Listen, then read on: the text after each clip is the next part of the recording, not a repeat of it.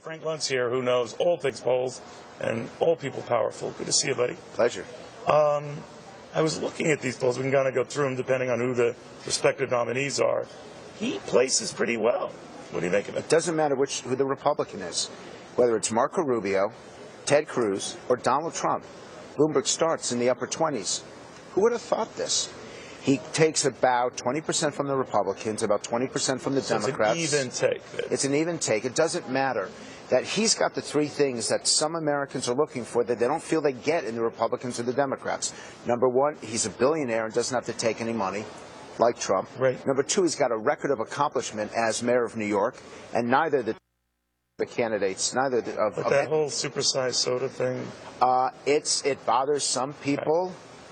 I happen to like my sodas and my food supersized. But clearly. no, what you indicate that he would come out the gate strong, and that he doesn't have to depend on Republicans or Democrats, and he could actually be his own guy. And why is it Democrats we hear, Frank, are the ones who are most worried about this, if he draws evenly? Because he actually draws better from younger voters, and Democrats have been doing so well.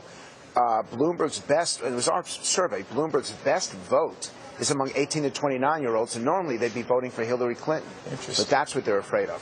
So let me ask you about the uphill battle for any third-party candidate. Ross Perot was one of the most successful in recent memory, got 19% of the vote, but not a single electoral vote. That's the game. Right? You have to get over 25%.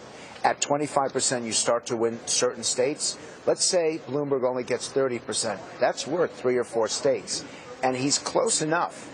And by the way, it's not that this will definitely happen, right? But it explains why there's so much upheaval in the political system, why Sanders does so well on the left, why Trump does so well on the right, is that there are so many Americans who are fed up with politics as usual, fed up with politicians making promises that they do not keep, and fed up with candidates that don't get things done.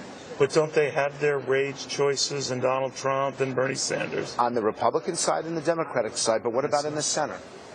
They don't. And that's why Bloomberg now gets 42% of the so-called swing voter. Nobody else comes close. Real quickly, Donald Trump wins Iowa, picks up New Hampshire.